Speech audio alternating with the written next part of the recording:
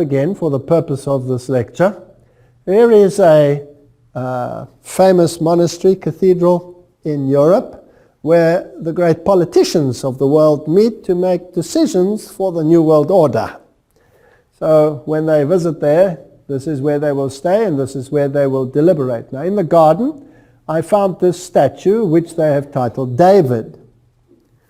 And David is being depicted there as the good shepherd, but in his hand he has a pan flute.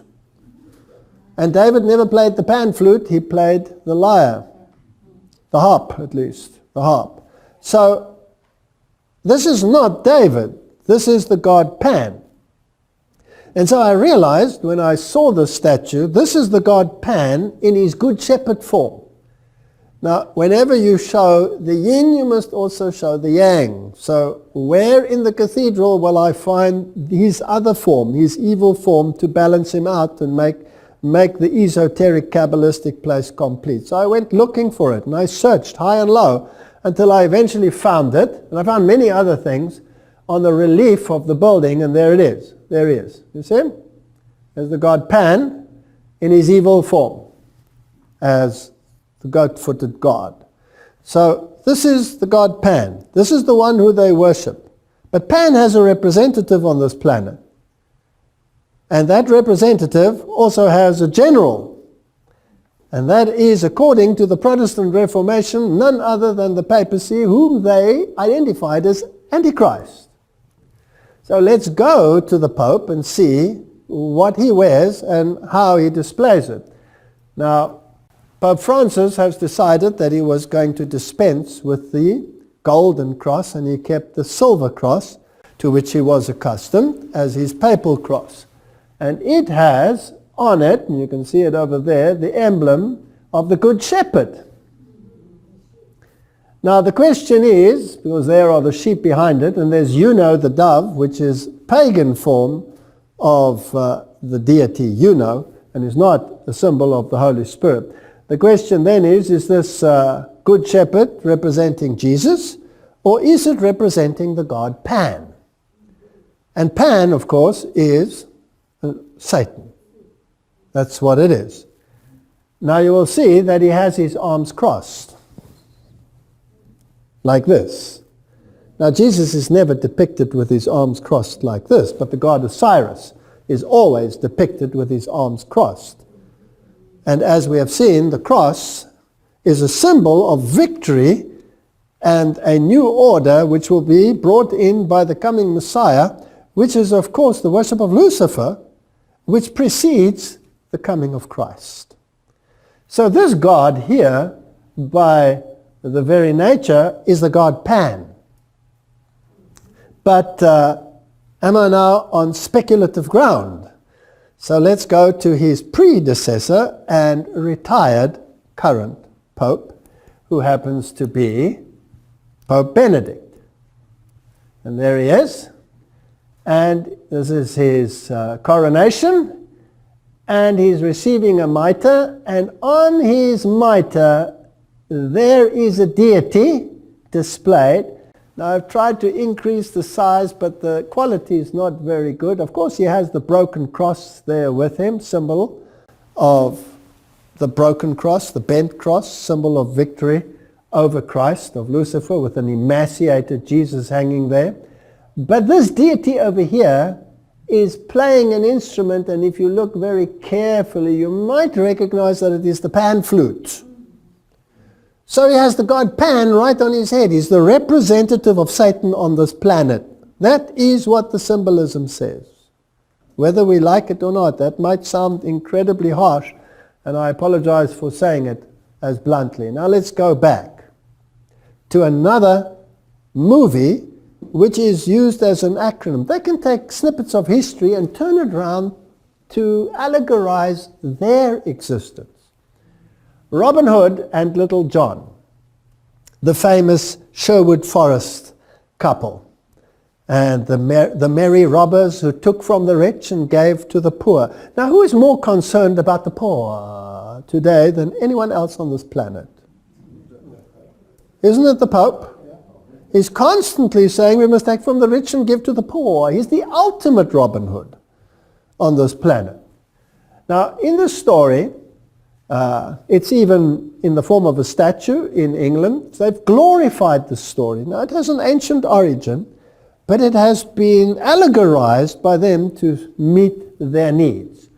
Now, in the animated Walt Disney one, this is John. Again, you have a John, who is the sophisticated one, the clever one, the one who wields the sword. Now, in the previous John that we had, Peter Pan and Mary and John, he can also be an acronym. The one who wields the sword, will it be the white pope or the black pope? It'll be the black pope, right? Now, let's go to this story. Here we have Little John, and there you have Robin Hood in an animated form. But I want to show you the hat that they're wearing. And I want to remind you of Peter Pan, that also has the hat with a feather. So it's the same symbolism that they are using. Now, in the story, Robin Hood has his band of merry men in the forest, and he's fighting against the evil lords that control England. Now, England, of course, always was a renegade papal state and had to be constantly subdued. So the evil ones are the ones who run England, and the good ones are the ones who will take care of the needs of the poor, which the others never did. So again, good becomes what? Evil, and evil becomes good. Now, in the story, one day he meets Little John, and he says, "What are you doing here?" And they start fighting, and they battle on a log. Eventually, Little John actually wins the battle and smacks Robin Hood so that he falls into the water. And they all laugh and make friends, and he takes him into his band. And Robin Hood actually tells him that you are greater and stronger and better in battle than me. You lead the people. But Little John declines and says, no, no, no, you lead the people. But when Robin Hood gets captured, the one who takes over the leadership is Little John. So in the acronym, who is who? This will be the leader, the front leader, and this will be the power behind the front leader. So this becomes the papacy, and this becomes the black papacy. So it's the white pope and the black pope. And let's see how this unfolds. Now his name is John.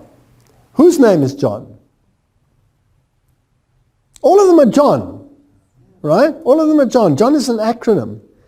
Now the John that they're actually referring to is mostly John the Baptist. And we'll see why in a moment. News, UK, Jihadi John. Extremists not radicalized by MI5. So there are rumors that MI5 actually radicalized the people that they're fighting now. Well, if you go back into history, it's very fascinating that all the so-called enemies were trained and received not only their training, but their weapons from the very ones who became their super enemies in the end. The Mossad trained many of the jihadists and the terrorist groups that plague the world today, Al-Qaeda and all of these. So these are all groups that have been set up. Now, this mass murderer, or this brutal murderer who always wears in black, has got the acronym Jihadi John.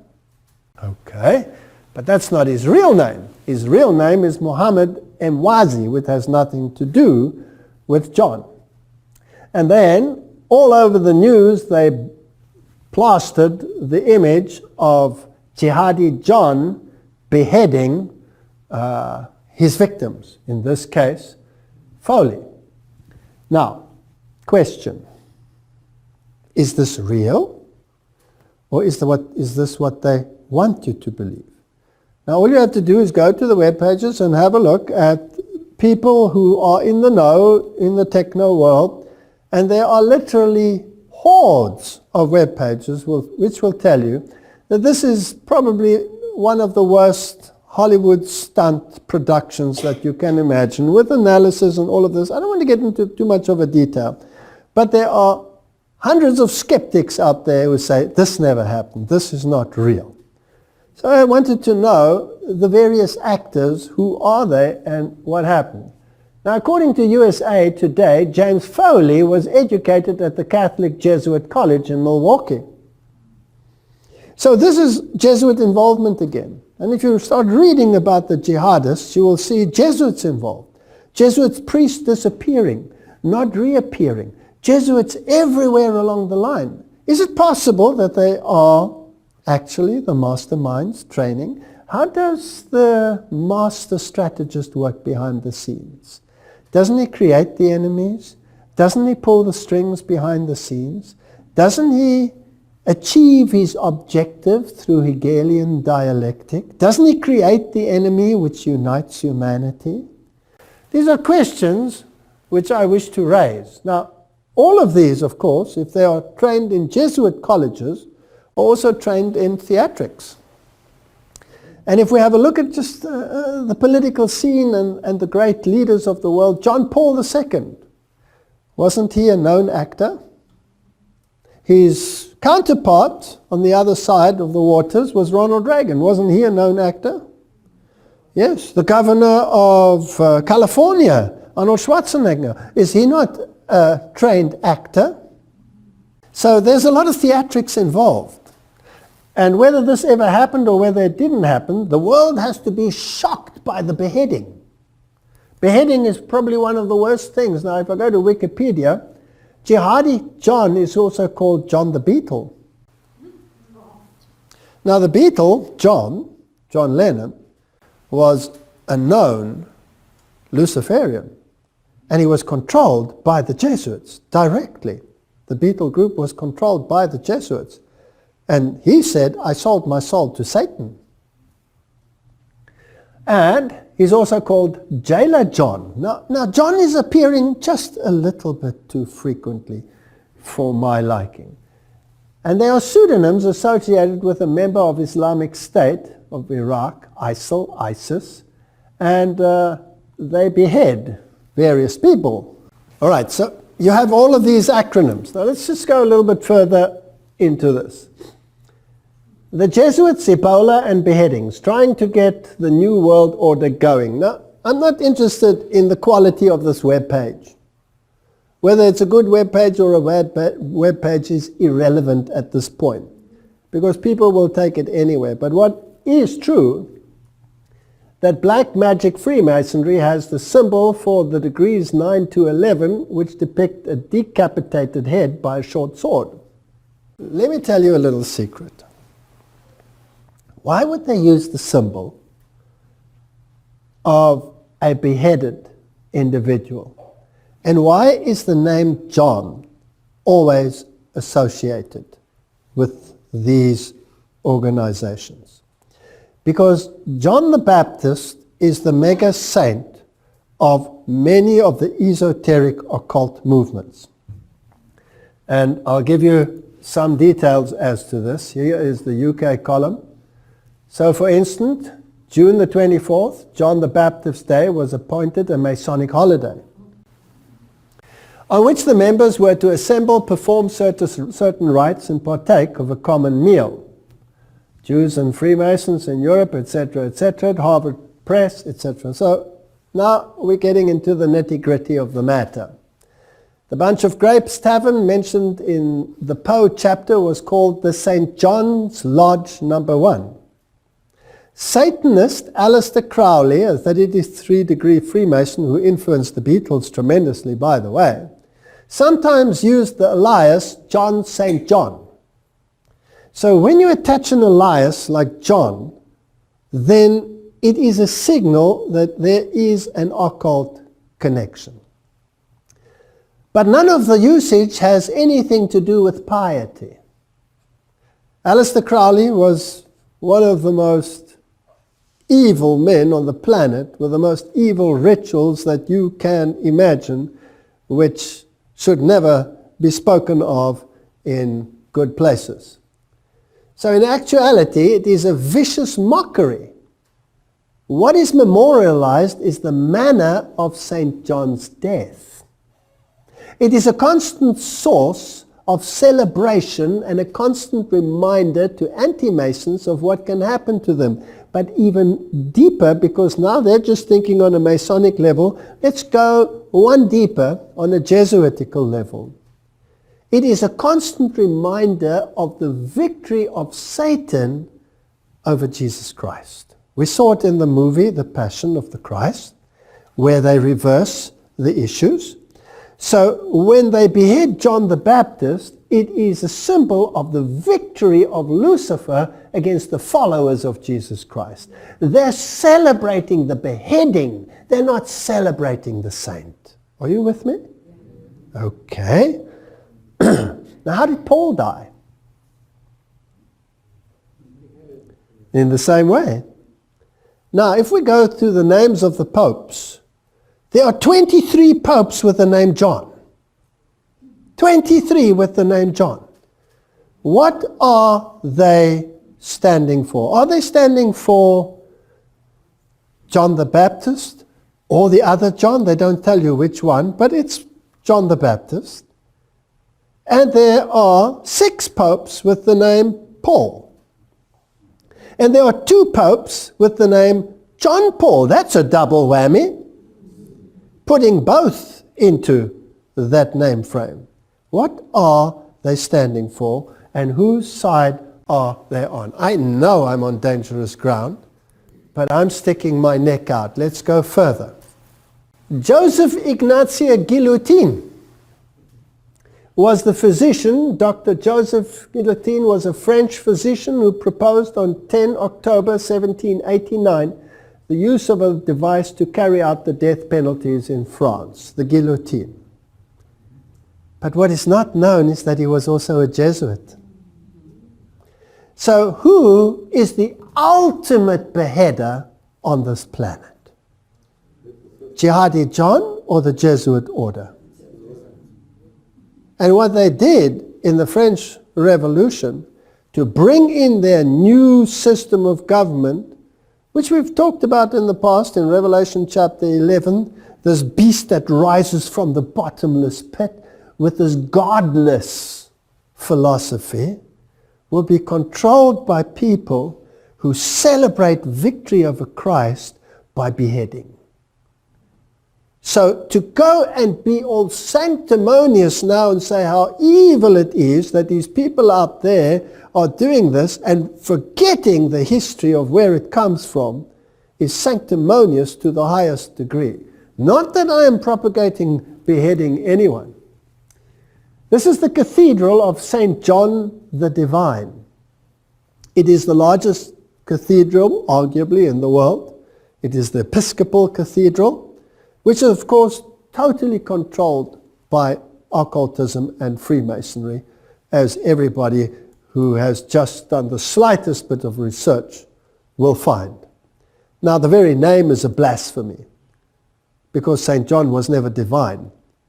Only Satan said that man can become divine. Now, this Cathedral of St. John the Divine, officially the Catholic Cathedral Church of St. John, the Great Divine in the city of Diocese of New York, they don't really tell you whether it's John the Baptist or whether it's John the other one. Enough that the acronym is John. Inside, for a while, they hung up the statue of the female Christ, which is a blasphemy in itself.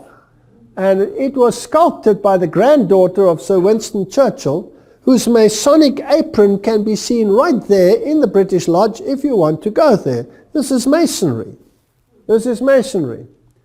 And in this cathedral they also have the blessing of the beasts, where all the animals, cows and goats and bears and all kinds of creatures, horses are brought in. They poo all over the place, and then all these animals are blessed. Interesting. So a female Christ. And here's an interesting webpage, Sinister Sites, and it tells you the destruction of New York City, including the Twin Towers, sculpted right on the building, because this cathedral is a work in progress. Everything is changed a little bit every year, something is added. Just like the Jesuits have a work in progress. And there's the pillar showing the destruction of New York City with the twin cities and the smoke going up behind it. Just as you saw in The Simpsons, just as you saw in Michael Jackson's release.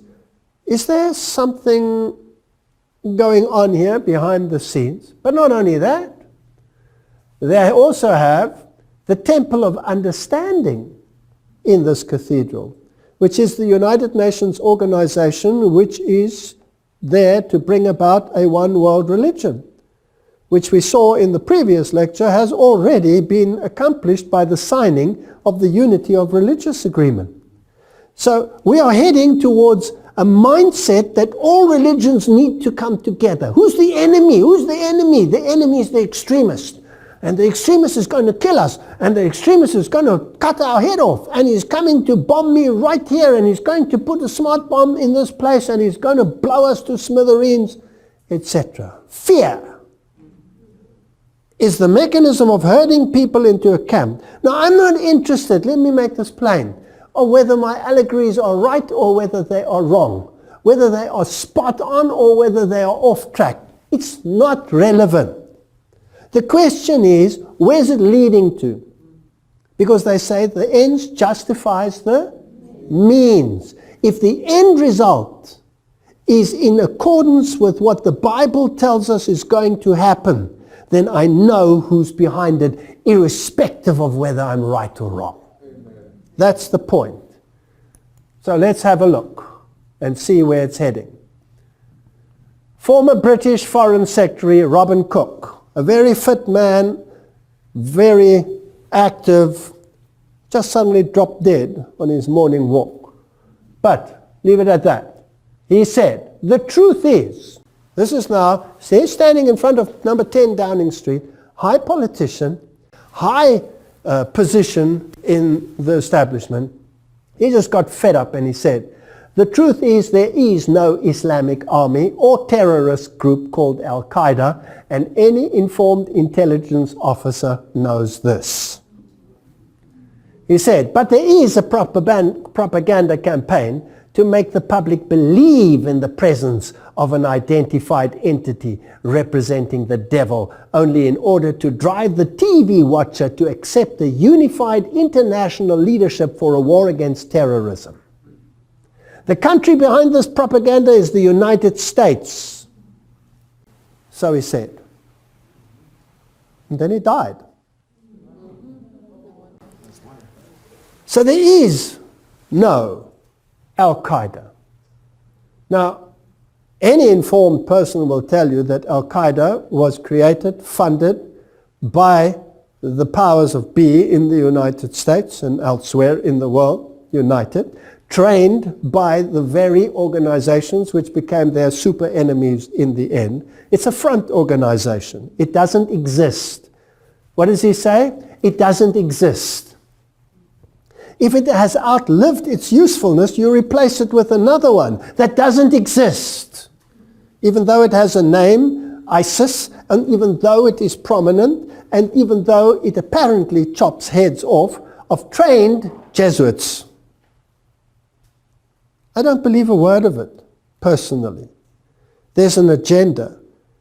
And I have a Bible that tells me what the agenda is. And I need to focus on what does the Bible tell me the agenda is. The agenda is the destruction of Christ and his followers. That's the agenda. There's no other agenda. My enemy is not over there. My enemy is right here. Jean-Louis Secundo, a Jesuit, born in Uruguay and residing in Canada, wrote Theology and the Church in 1985, which carries the subtitle, A Response to Cardinal Ratzinger and a Warning to the Church. Here's a Jesuit publicly telling the Pope to get lost.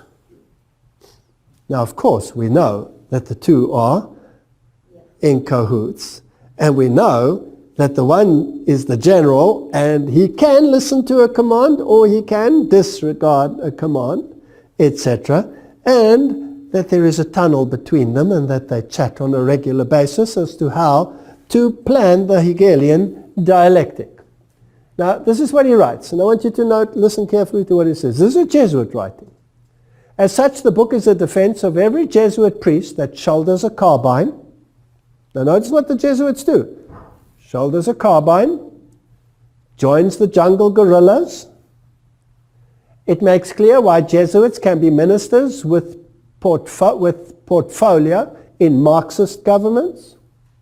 Why Jesuits can attack John Paul on his teaching on sexual morality.